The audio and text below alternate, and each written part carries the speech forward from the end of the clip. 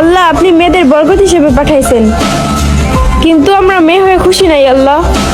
এমন এক দেশে বাস করি, এই দেশে দুদিনে 17 জন মেয়ে ধর্ষণ হয়, নাউজুবিল্লাহ।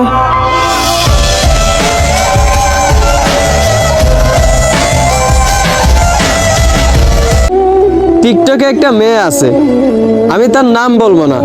সে তার গায়ে ছেলেদের গেঞ্জি এবং ছেলেদের প্যান্ট পরা ক্যামেরার সামনে আইসা বলে যে আল্লাহ তুমি মেয়েদেরকে দুনিয়াতে বরকত হিসাবে পাঠাইছো, কিন্তু আমি মেয়ে হয়ে জন্ম নিয়ে খুশি নাই আল্লাহ।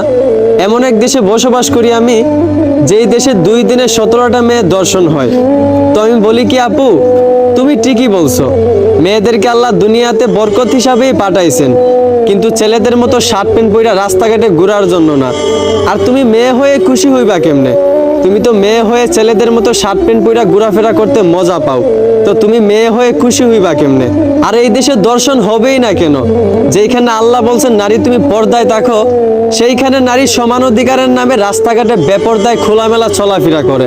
মেয়েদেরকে আল্লাহ বরকত হিসাবে পাঠাইছেন, বরকত হয়েই থাকো, ছেলেদের মতো রাস্তাঘাটে শার্ট প্যান্ট পরা চলাফেরা কইরো না। আর আপু, তোমার মা বাবা তোমারে কোন শিক্ষা দিয়ে গড়ে তুলছে আমি এইটা জানি না, তবে আমার মনে হয় তুমি কোনো ভদ্র ফ্যামিলির শিক্ষিত মা বাবার শিক্ষিত সন্তান না। কারণ তুমি যদি কোনো শিক্ষিত মা বাবার শিক্ষিত সন্তান হইতা, তাহলে একজন মুসলমান হওয়ার সত্ত্বেও রাস্তাঘাটে বেপরদায় ছেলেদের মতো শার্ট প্যান্ট পরে চলাফেরা করতা না।